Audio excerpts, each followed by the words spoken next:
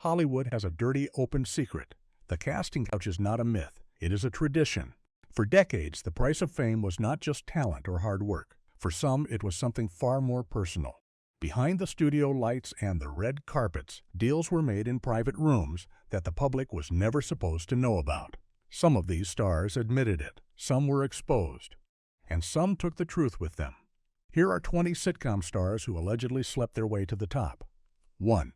Jennifer plus Lawrence plus Bill Engvall's show Shirley Close career. Before the Oscars and the Bill John franchise, Jennifer Lawrence was just a teenager trying to break through on a cable sitcom called The Bill Engvall Show, playing the teenage daughter for 3 seasons.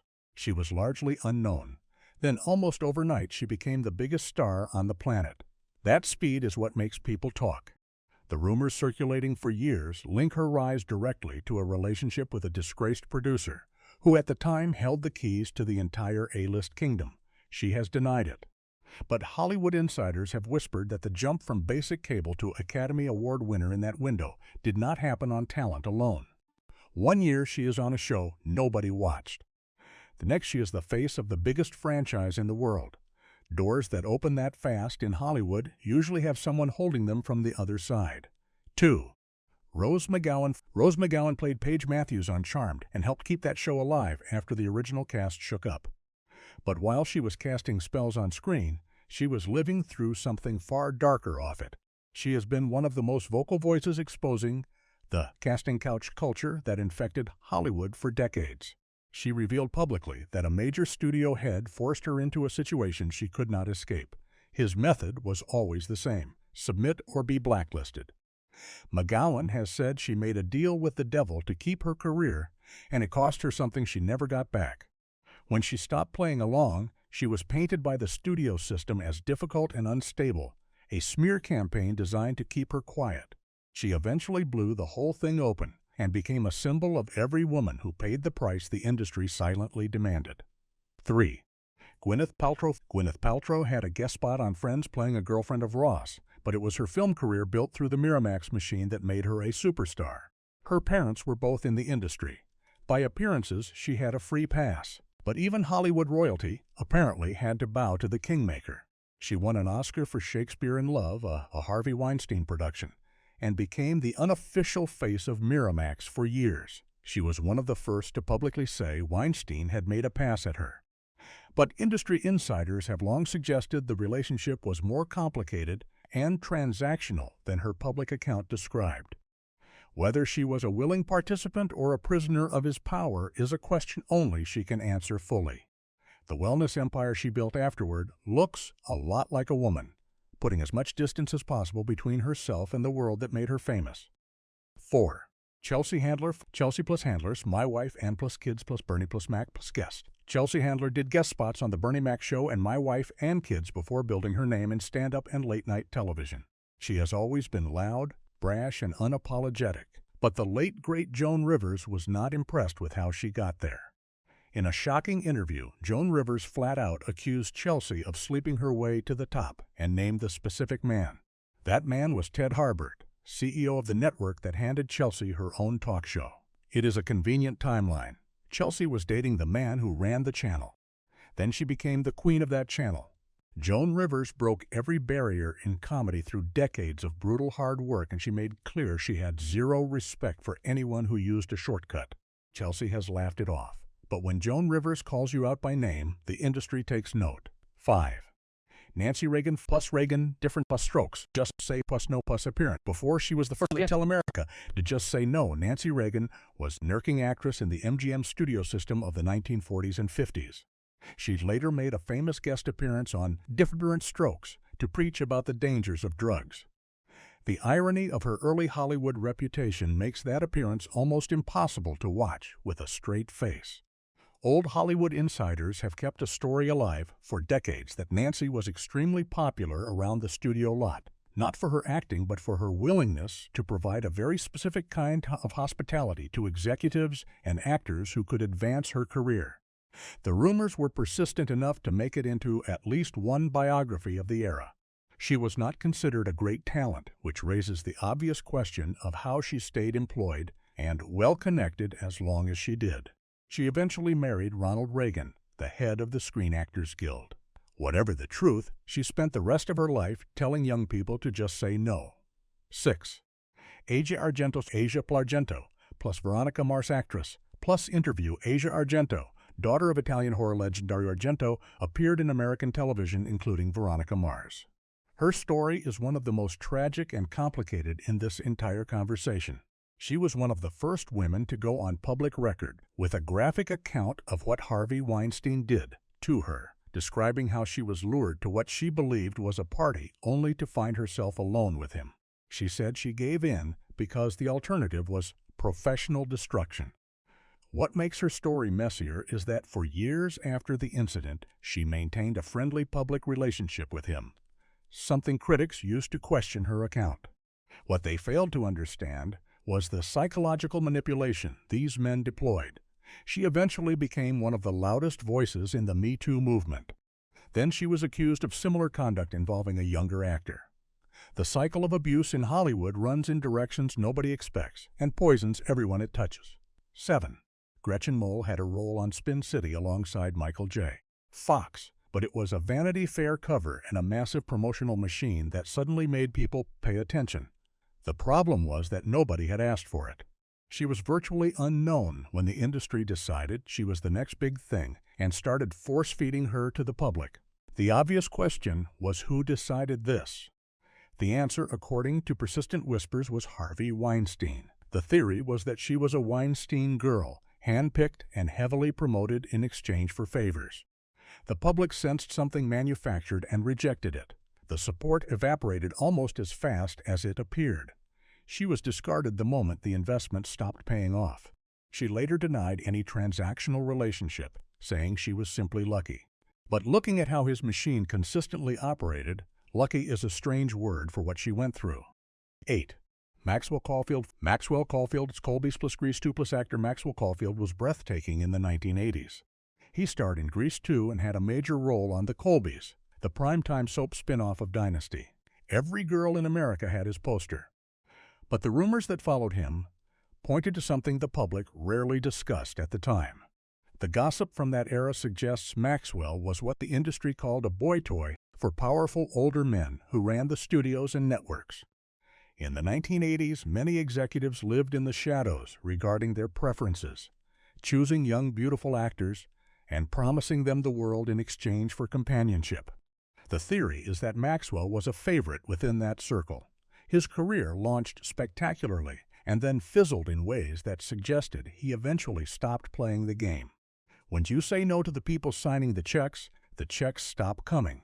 He was married to an actress considerably older than himself, which only fueled the speculation further. 9. Tom Cruise was flying jets and jumping off buildings. He was a kid trying to break through television work and teen movies. The wild theory following him for 40 years involves his relationship with David Geffen, one of the most powerful billionaires in the history of Hollywood. The story goes that Geffen took a very special interest in young Tom and that the relationship went considerably beyond mentorship. Geffen allegedly guided him toward risky business, which launched him into the stratosphere. The theory is that Tom did whatever was necessary to secure the backing of a man who could make anyone a star with a single phone call. Geffen has never publicly confirmed or denied the specifics. Tom has spent his entire career aggressively protecting his private life, which in Hollywood only makes whispers grow louder. Pure talent rarely sends someone that far that fast. Having a billionaire in your corner tends to grease the wheels considerably. 10. Steve Guttenberg was the king of 1980s comedy, Police Academy, 3 Men and a Baby, guest spots on Family Ties. He had that goofy, lovable energy America could not get enough of.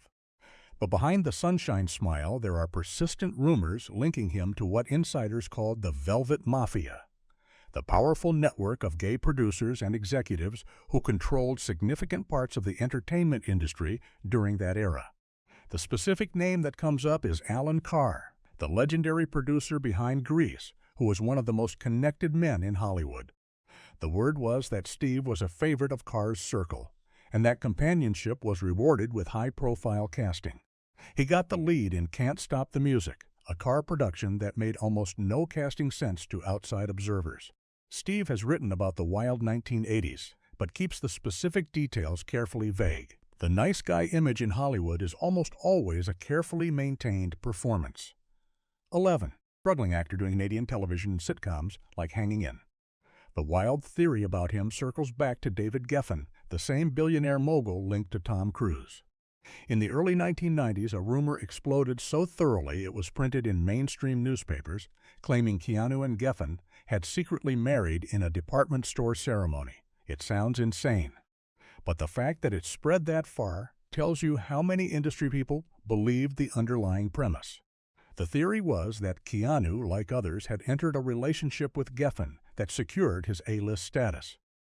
Keanu addressed the marriage rumor with his characteristic cool, saying he was flattered. Anyone thought he could land a billionaire. He did not get defensive. He did not deny the underlying connection. He smiled and let the question float away. Classic Keanu, the nicest man in Hollywood, and somehow still the subject of the wildest rumors. 12. Jennifer Lopez. Jennifer Lopez's big break was as a fly girl dancer on In Living Color, the sketch comedy show that launched everything that followed. Before she was J-Lo, the global brand, she was a dancer from the Bronx looking for a way in. The rumors surrounding her ascent focus on her relationship with music executive Tommy Mottola, the head of Sony Music and one of the most powerful and controlling figures in entertainment. Mottola is famous for discovering Mariah Carey and allegedly controlling her life so completely that Carey compared their time together to a prison sentence. The theory is that Lopez also entered a transactional arrangement with Mottola that helped launch her music career, which then fueled everything else. She moved from Mottola to Puff Daddy to Ben Affleck to Mark Anthony, each relationship coinciding with a significant level up in her profile. She took every boost and ran harder with it than anyone around her. The woman from the Bronx ended up bigger than all of them. 13. Whoopi Blake, Lively Gossip Us Girls, Serena interview early. Blake Lively played Serena van der Woodsen on Gossip Girl and became one of the most recognizable faces in American television. Today, she is seen as the picture of perfect family values. But the industry blind items circulating during her rise told a different story about her early days. For years, anonymous insiders wrote about a tall blonde actress on a teen drama who was aggressively friendly with the same disgraced producer whose fingerprints were on so many careers of that era. The theory was that she understood precisely which rooms to be seen in and which hands to hold to ensure she was always the first choice. Blake has never engaged with these rumors and has maintained an immaculate public image throughout. She walked away from the scandal of that era relatively untouched, while others around her were destroyed by it. Coming out of that period with your image completely intact is itself a remarkable achievement that people in the industry still find genuinely hard to explain. 14. Tippi Hedren's story turns this entire list upside down. She appeared in Alfred Hitchcock Presents and starred in The Birds, and her experience is the clearest documented proof that the casting couch was not a rumor. It was a system. Hitchcock was obsessed with her. He controlled what she wore, how she spoke, who she spoke to. He made explicit demands for her personal affection. When she refused, he made it his personal mission to ensure nobody else could employ her either. He kept her under contract, so she could not work for anyone else while simultaneously refusing to cast her himself. He unleashed live birds on her during filming, causing real physical injury. He stalked her. He froze her out of her prime years as punishment for saying no. Her story is the inverse of every other entry on this list. She is the woman who refused to play the game and was destroyed for it. The casting couch was not optional. For Tippi Hedren, it was a mandate enforced with devastating consequences. 15. Suzanne Somers played Chrissy Snow on Three's Company and was one of the most recognizable faces on American television. Her story is about what happened when she tried to leverage that fame to get paid what she believed she was worth. She asked for a raise to bring her salary in line with what her male co-star John Ritter was earning. The network's response was to fire her and replace her character entirely. The show continued without her, and she spent years trying to rebuild. What makes her story relevant here is the machinery that surrounded her rise in the first place. The sitcom world of that era routinely used attractive young actresses as ornaments and expected gratitude and compliance in return. Somers broke the unspoken rule by demanding to be treated as a professional equal. The industry punished her publicly and completely. Her case is the documented example of what happened to women who tried to renegotiate the terms of the deal the industry had silently decided they should accept. 16. Megan Fox, Hope and Faith sitcom's early plus career. Megan Fox had a role on the sitcom Hope and Faith before Transformers made her a household name. She has spoken publicly and repeatedly about the casting couch culture she encountered on her way up. She described being asked to audition in a director's trailer in a bikini while he drank alcohol. She described being treated as an object from the very beginning of her career. She has said explicitly that she was aware of what the industry expected from young women and that navigating those expectations was part of the job in ways nobody warned her about before she started. The details she shared publicly are specific and consistent with dozens of other women who came up in the same system at the same time. She has been called difficult and crazy by the same industry that created the conditions she was describing. The fact that she kept working despite speaking out is a testament to how undeniable her talent actually was. 17. Sharon Stone. Stone spent years doing television work in small parts before Basic Instinct made her famous overnight. She has spoken in detail about the years of rejection, manipulation, and pressure she faced on her way up. She described being told by a producer to sleep with her co-star outside of filming in order to generate better on-screen chemistry. She described audition rooms that were not audition rooms and meetings that were not meetings. She said the industry operated on an assumption that actresses were available in ways that went beyond the work itself. Her accounts are not vague. She has named the nature of what was asked of her, even if she was careful with specific names.